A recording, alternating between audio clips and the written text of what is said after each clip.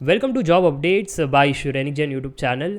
Bharat Electronics Limited Navratna government of India enterprise की तरफ से रिक्रूटमेंट निकल करके आ रही है फॉर 2023।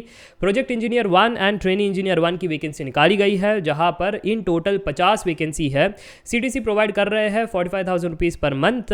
रिटन टेस्ट होगा, इंटरव्यू होगा, फिर आपको जॉब मिलने वाली है। और टेंशन मत लो, कोई नेगेटिव मार्किंग नहीं है तो तुक्के मार सकते हो। बट देखो यार, इंपॉर्टेंट पॉइंट्स पहले बता देता हूँ ताकि आपका समय वेस्ट ना हो। सबसे important B.Tech in specific branches he apply कर सकते हैं, जैसे इलेक्ट्रॉनिक्स या इलेक्ट्रॉनिक्स एंड टेलीकम्युनिकेशन या मैकेनिकल। दूसरा, मिनिमम 1 साल का एक्सपीरियंस चाहिए। तीसरा, टेम्पररी बेसिस पर जॉब है। तो अगर आप इंटरेस्टेड हो, फिट होते हो ये क्राइटेरियाज में, तो पूरा वीडियो देखना, नहीं तो यहाँ पर वीडियो को छोड़ सकते हो। और अगर वीडियो को छोड़ रहे हो, जरूर से इस वीडियो को लाइक कर देना ताकि उन स्टूडेंट्स तक पहुँच सके जो इंटरेस्टेड है और एलिजिबल भी है।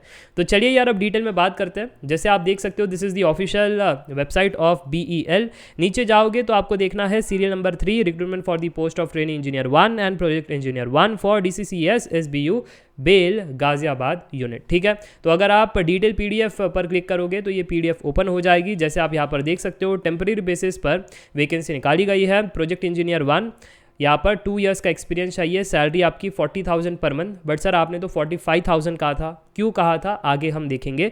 तो यहाँ पर अपर एज लिमिट 32 इयर्स कहा गया है। इलेक्ट्रॉनिक्स के अंदर 20 वैकेंसी, मैकेनिकल के अंदर 16 वैकेंसी, और यहाँ पर मिनिमम 2 इयर्स का एक्सपीरियंस चाहिए। ठीक है, ट्रेनिंग इंजीनियर 1 के लिए अपर एज लिमिट 28 इयर्स है। इलेक्ट्रॉनिक्स के अंदर 8 वैकेंसी, मैकेनिकल के अंदर 6 वैकेंसी, 1 साल का मिनिमम एक्सपीरियंस चाहिए। सैलरी यहाँ पर फर्स्ट ईयर आपकी 30,000 पर मंथ की रहेगी। अब देखो, जब मैं सैलरी कह रहा था तो उसमें एडिशनल बेनिफिट्स नहीं हमने जोड़ा था। तो अब अगर एडिशनल बेनिफिट्स देखते हैं तो 40,000 के ऊपर 10% का एडिशनल बेनिफिट यानी 4,000 पर मंथ आप जैसे देख सकते हो, प्लस 12,000 पर ईयर आपको एडिशनल और मिल जाता है, यानी 1,000 पर मंथ। तो यहाँ पर एक्स्ट्रा हमारा 5K पर मंथ हो गया और 40K पहले से था, तो ओवरऑल 45K पर मंथ की ग्रॉस CTC आपकी बन जाती है।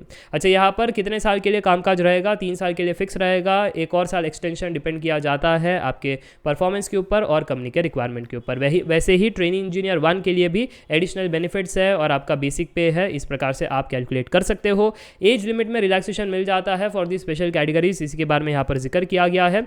वैसे जनरल EWS वालों के लिए कोई रिलैक्सेशन नहीं है। ठीक है, चलिए आगे लेकर चलता हूँ। यहाँ पर डिस्कशन करते हैं। अब educational qualification B.Tech BSc 4 years का होना चाहिए। ये नोट करने लायक है, क्योंकि जो डिप्लोमा प्लस डिग्री है वो यहाँ पर एलिजिबल नहीं रहने वाले हैं। इलेक्ट्रॉनिक्स या मैकेनिकल के अंदर डिग्री होनी चाहिए। बट सर, आपने तो टेलीकॉम भी कहा था। ठीक है, वो क्यों कहा था? क्योंकि यहाँ पर डिसिप्लिन इलेक्ट्रॉनिक्स के अंदर electronics communication, telecom communication, instrumentation and electronics, telecommunication, electrical and electronics वाले बच्चे भी अप्लाई कर सकते हैं। मैकेनिकल के अंदर सिर्फ मैकेनिकल। बाकी अगर आप यहाँ पर देखो तो मिनिमम 50% एग्रीगेट चाहिए। बट अगर आप स्पेशल कैटेगरी से हो, SC ST PWD, तो जस्ट पास भी चल जाएगा। ठीक है, इसके अलावा यहाँ पर आप देख सकते हो पोस्ट इंडस्ट्रियल क्वालिफिकेशन मांगा गया है, यानी डिग्री होने के बाद आपका एक्सपीरियंस होना चाहिए। और अगर आप ये कह रहे हो कि हमारे पास एकेडमिक का टीचिंग या रिसर्च वर्क का एक्सपीरियंस है, तो वो कंसिडर नहीं किया जाएगा, क्योंकि इनको चाहिए industrial post qualification relevant experiences. ठीक है, तो जॉब रिस्पॉन्सिबिलिटी यहाँ पर बताई गई है किन डोमेन में रहने वाली है। अब कैसे क्या अप्लाई करना है, सिलेक्शन प्रोसेस क्या रहेगा, उसके बारे में जिक्र कर लेते हैं। ठीक है,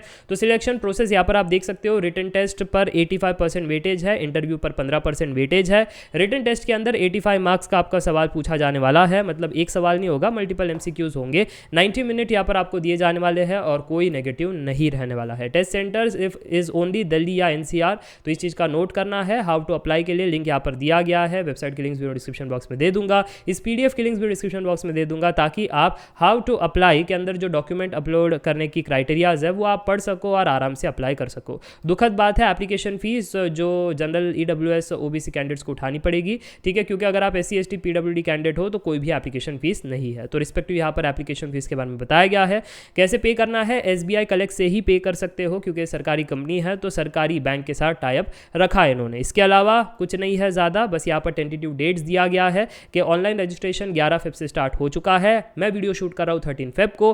कब तक चलेगा? 25 फेब तक चलेगा। और आपका एग्जाम जो है वो मिड ऑफ मार्च में टेंटेटिव आप एक्सपेक्ट कर सकते हो। इसके अलावा अगर आपको कोई डाउट है कॉमेंट सेक्शन में पूछ सकते हो। आज के लिए बस इतना ही, और थोड़ी सी सर्दी हो गई है तो ज़्यादा मैं कुछ बोल नहीं पाऊंगा। ठीक है, तो आप समझ सकते हो कि I am trying my best कि आप तक अच्छी अपॉर्चुनिटीज़ पहुंचा सको। अगर आपको मेरी एफर्ट्स में आपको लगता है कि सर जी हमारे लिए रोज़ मेहनत कर रहे हैं, इसी बात पर एक लाइक कर देना। ठीक है, चैनल को सब्सक्राइब कर देना। और ऑथेंटिक जॉब अपडेट्स के लिए मिलते हैं नेक्स्ट वीडियो में। Till then take care, bye bye for now, see या।